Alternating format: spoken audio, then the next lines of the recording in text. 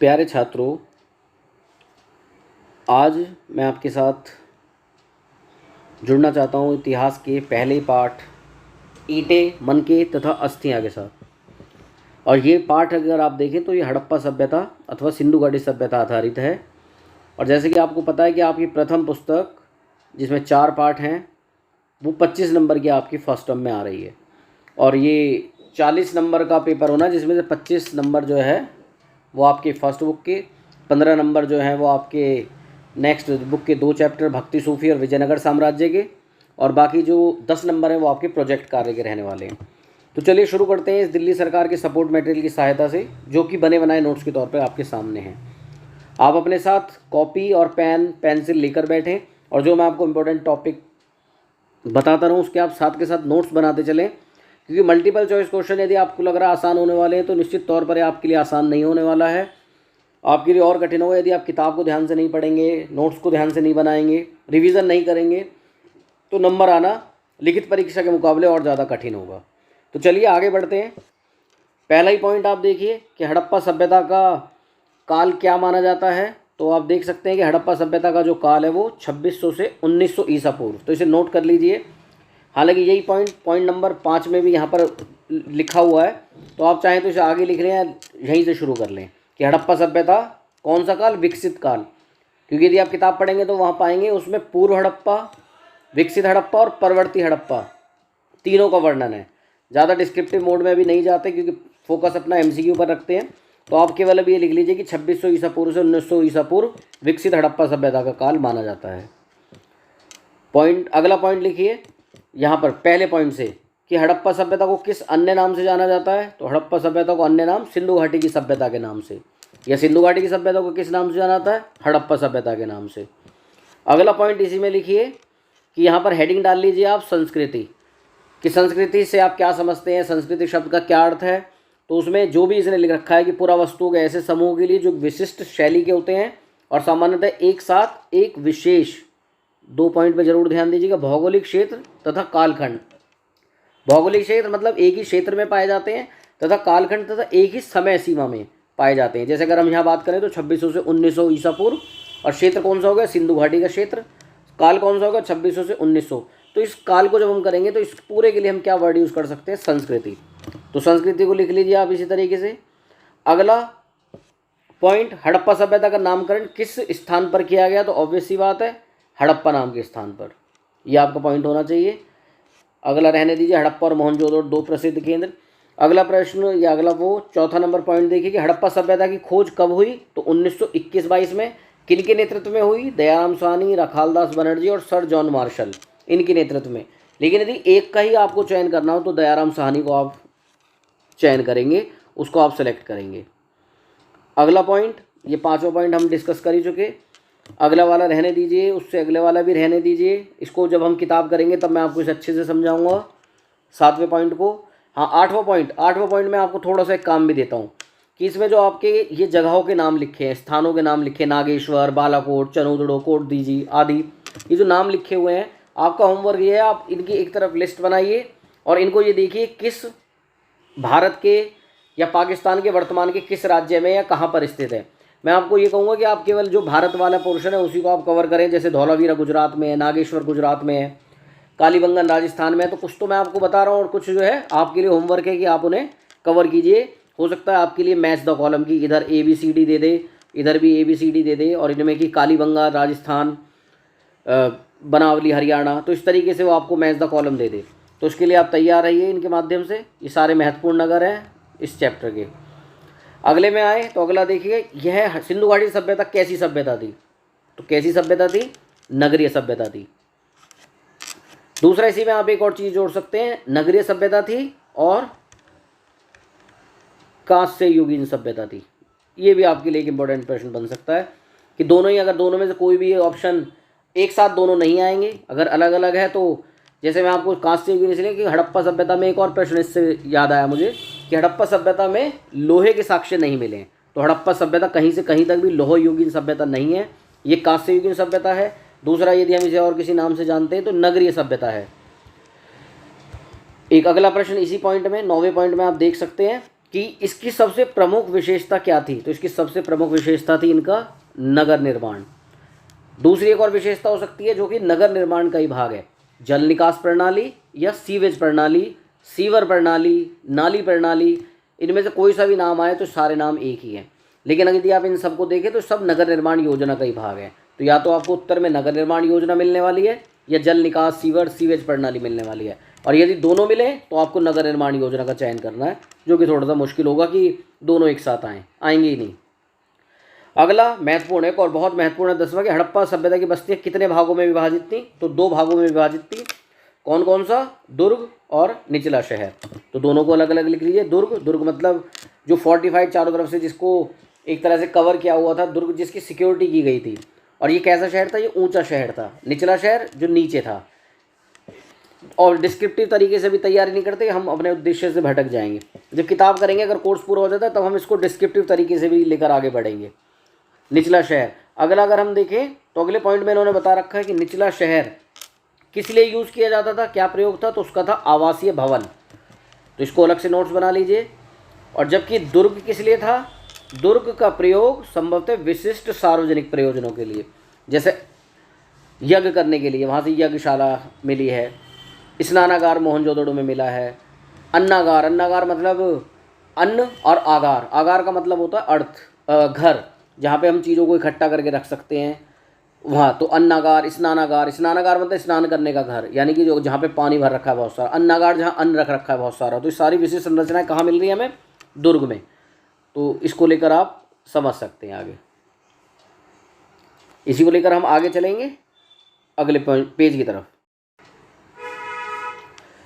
12वां point देखते हैं। हड़प्पा सड़कों तथा गलियों को एक ग्रिड पद्धति द्वारा, किस पद्धति पर, ग्रिड पद्धति द्वारा बनाया गया था। और एक दूसरे को सड़कें कैसे काटती थी, समकोण पर काटती थी। दोनों ही पॉइंट्स नोट कर लीजिए। किस पद्धति पर सड़कें और गलियां, ग्रिड पद्धति, और कहाँ काटती थी, समकोण पर। अगला पॉइंट, ये मैं पहले भी आपको बता चुका हूँ कि जल निकास प्रणाली अद्भुत थी और घरों की नालियाँ गली की नालियों से जोड़ा जाता था। नालियाँ पक्की ईंटों से बनाई गई थी। तो ये आप कि नालियाँ कैसी ईंटों से, पक्की ईंटों से। इसको आप अगला देख लेना, कौन से अनाज यूज़ करते थे। 15वें में कौन से जानवर पाए जाते थे। 16वां लिपि अभी तक हम पढ़ने में असमर्थ हैं। हाँ, 17वें पॉइंट में आप देख सकते हैं कि हड़प्पा की लिपि कैसे लिखी जाती थी, तो दाईं से बाईं ओर। तो इसको ध्यान रखना अवश्य कि इसमें दाईं से बाईं ओर लिखी जाती थी। चिन्हों की संख्या 375 से 400 के बीच। चिन्हों की संख्या का मतलब यहाँ अल्फ़ाबेट्स नहीं थे। हड़प्पा की सभ्यता थी चित्रात्मक लिपि थी, यानी कि हर बात के लिए, हर शब्द के लिए एक अलग चित्र था। तो हर चित्र मतलब तो हर चिन्ह की संख्या कितनी, मतलब इनमें कितनी संख्या, 375 से लेकर 400 के बीच अब तक हम इनके चिन्ह पा चुके हैं, तथा इस लिपि को अभी तक हम पढ़ नहीं पाए हैं। अगला पॉइंट 18वां कि बाट जो नॉर्मली नापने के लिए, तोलने के लिए जो हम यूज़ करते हैं, 1 किलो का बाट, 2 किलो का बाट, तो वो बाट किस लिए यूज़ होते थे, आभूषण मनकों को तोलने के लिए। और किससे बनते थे, चर्ट नामक पत्थर से। इस पत्थर का नाम जरूर अपने नोट्स में लिख लेना कि चर्ट नामक पत्थर से बाट बनाए जाते थे। और किस आधार था इनका, मैथमेटिकल आधार क्या था इनका, द्विआधारी थे। और ये कैसे थे, अगर हम इनको देखें 16 के गुणज थे, जैसे 16, 32, 8, 4, 2, आगे चले जाए 32, 64, इस तरह से। तो ये यहाँ पर आगे चलते हैं।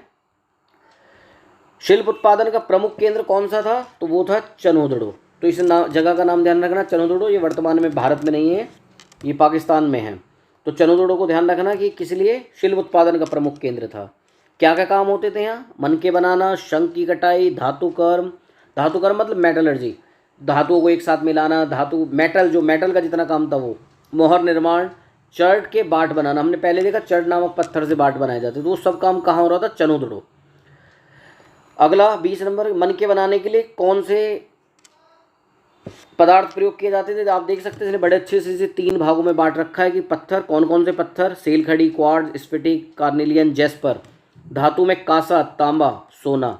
अन्य पदार्थ, शंख, जो बजाने वाला शंख होता है, क्योंकि बहुत सी बस्तियाँ समुद्र आधारित हैं, तो उनके जैसे बालाकोट, नागेश्वर, इन सब से जहाँ पर क्या, जब शंख मिल रहा तो शंख को भी इन लोगों ने अपने मनके बनाने के लिए, मनके जो माला के मोती होते हैं उन मनके। फ्योन्स एक विशेष धातु थी, अगर आगे आता ठीक है ना, किताब में इसको डिस्कस करेंगे। इसको फ्योन्स को बनाया जाता था एक तरीके से, ये बालू था, रेत था, इसमें चिपचिपा पदार्थ मतलब गोंद मिलाकर, कलर मिलाकर, इसको ये महंगे बर्तन, महंगी चीज़ें बनाने के लिए विशेष लोग इसे यूज़ करते थे। और पक्की मिट्टी आप देख सकते हैं कि ईंटों में प्रयोग हो रही है, बहुत सारी जगह पक्की मिट्टी यूज़ हो रही है। तो यहाँ से तो बहुत सारे प्रश्न बनने की संभावना आपके हो सकती है, इसे अच्छे से नोट कर लें। 21वें पॉइंट पे चलें कि मोहरों और मुद्रांकन मतलब एक तरह से सील लगा देना, कि उसका प्रयोग क्या था, लंबी दूरी के संपर्कों को सुविधाजनक बनाने के लिए। तो इसको एक लाइन में आप इसको कर लेना। शवाधान होता है मतलब डेड बॉडीज़, जो लोग मर गए हैं उनको किस तरह से, उनको क्रीमेशन, किस तरह से उनका संस्कार किया जाता था। तो आप देख सकते हैं उन्हें गर्तों में दफनाया गया था, यानी कि गड्ढों में उन्हें दफनाया जाता था। उसके बाद मृदभांड आदि के अवशेष मिले हैं कि शवाधानों के आधार पर सामाजिक आर्थिक विभिन्नता का पता चलता है। इसे हम इस तरह समझ सकते हैं कि जिसकी कब्र में यदि भोग विलासिता की चीज़ें मिल रही हैं, बहुत अच्छे बर्तन मिल रहे हैं, पैसा नहीं कह सकते इसको, खैर मतलब धातु की चीज़ें मिल रही हैं, बर्तन मिल रहे हैं, वो सब चीज़ें मिल रही हैं, तो हम कह सकते हैं किसी अमीर आदमी की, किसी बड़े आदमी की। और किसी में साधारण कपड़े मिल रहे हैं या साधारण चीज़ें मिल रही हैं, चीज़ों का अभाव मिल रहा है, मिट्टी के बर्तन मिल रहे हैं, तो हम कह सकते हैं किसी साधारण व्यक्ति की कब्र रही होगी। इनसे हमें उसके सामाजिक आर्थिक विभिन्नता का पता लग रहा है। इस पॉइंट को भी आप नोट कर लेना। आगे चलते हैं। ये 23वां पॉइंट तो आपके लिए बहुत इंपॉर्टेंट हो, जो है हड़प्पा सभ्यता के पतन, यानी कि उसकी समाप्ति के जो महत्वपूर्ण कारण है कि आपको जैसे जलवायु परिवर्तन, वनों की कटाई, बाढ़, भूकंप, नदियों का मार्ग बदलना, नदियों का सूख जाना, बाहरी आक्रमण, ये सारे महत्वपूर्ण कारण हैं। तो इनमें हो सकता है कि बहुत सारे कारण दे और उसमें एक ऑप्शन आपको दे देगी इनमें से कौन सा सिंधु घाटी सभ्यता के पतन का कारण नहीं था। तो यानी कि इनमें से 3 कारण यहाँ से दे दिया और एक कारण उन्होंने कोई अपनी तरफ से डाल दिया, तो आपको उसका चयन करना हो। और आसान हो सकता है तो सीधा सीधा ही कोई कारण दे दिया कि सिंधु घाटी सभ्यता, हड़प्पा सभ्यता के पतन का कारण था, 3 कुछ कारण दिए और मान लो एक दे दिया बाढ़, तो आपको उस बाढ़ का चयन करना है। तो अच्छे से देख लेंगे इस प्रश्न को भी। आगे चलते हैं कि हड़प्पा सभ्यता के हर घर से, इस बात को जरूर नोट करना, हर घर से ईंटों का फर्श और एक स्नान घर यानी कि बाथरूम उन लोगों के घरों में था, और उसकी जल निकासी प्रणाली भी अच्छी थी, नालियाँ दीवार के माध्यम से सड़कों से जुड़ी हुई थी, बाथरूम की नाली। ठीक है, अगला इसमें 25वां खाली छोड़ रखा है, हम भी छोड़ देते हैं। 26वां देखिए, फ्योन्स का जिक्र हमने पहले भी किया था और यहाँ पर भी फिर आ गया। महंगे पदार्थों से बनी दुर्लभ वस्तुएं सामान्यतः मोहनजोदड़ो और हड़प्पा जैसी बड़ी बस्तियों से मिली हैं, जैसे स्वर्ण आभूषण और फ्योन से बने लघु पात्र।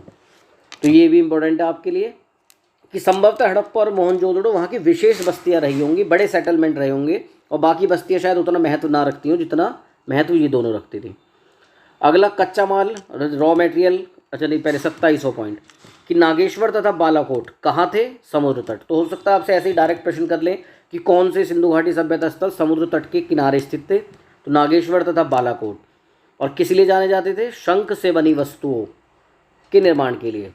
आगे वस्तुएं भी दे रखी हैं, लेकिन ओवरऑल क्या है, शंख। अरे जब शंख वहीं से समुद्र से निकल रहा है तो उसी की बस्तियाँ वहाँ पर इन्होंने स्थापित कर ली।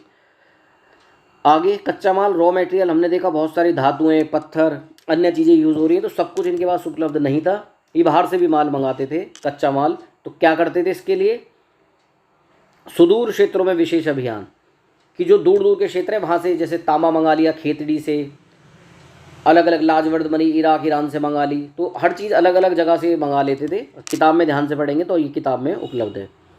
अगर आप अगले में पॉइंट में चलें तो भारतीय पुरातात्विक सर्वेक्षण के पहले डायरेक्टर जनरल कौन है, कनिंघम। भारतीय पुरातात्विक सर्वेक्षण जो भारत की प्राचीन चीज़ों को खोजने वाला जो विभाग है, आर्कियोलॉजिकल सर्वे ऑफ इंडिया, तो उसके पहले डायरेक्टर जनरल कौन है, कनिंघम। और उन्हें क्या भ्रम था कि वो भारतीय इतिहास के प्रारंभ गंगा की घाटी में पनपे पहले शहरों के साथ हुआ था। वो दोनों चीज़ों को मर्ज करना चाहते थे कि एक जो भारतीय शहर जो गंगा घाटी में पनपे वो 6ठी सदी ईसा पूर्व के थे, जबकि सिंधु घाटी सभ्यता को आपने देखा कि ये तो 2600 से 1900 ईसा पूर्व यानी कि बहुत प्राचीन थी, लेकिन वो दोनों चीज़ों को मर्ज कर रहे थे। तो कनिंघम का भ्रम भी आप इसी के साथ समझ सकते हैं, जो कि पहले डायरेक्टर जनरल भी रहे। इंपॉर्टेंट है। अगला पॉइंट कुछ ऐसा इंपॉर्टेंट नहीं है, और इसी के साथ इसको समाप्त करते हैं पहले चैप्टर को, और जब किताब से करेंगे तब इसको दोनों तरीके से कर लेंगे। तो इस पूरे चैप्टर को जो अभी इसमें हमने सपोर्ट मटेरियल के माध्यम से करा, ये सारे नोट्स आपके पास होने चाहिए, आपको बहुत सहायता मिलने वाली है इन नोट्स के माध्यम से। चलिए अगली बार मिलते हैं अगले टॉपिक के साथ, अगले चैप्टर के साथ। धन्यवाद।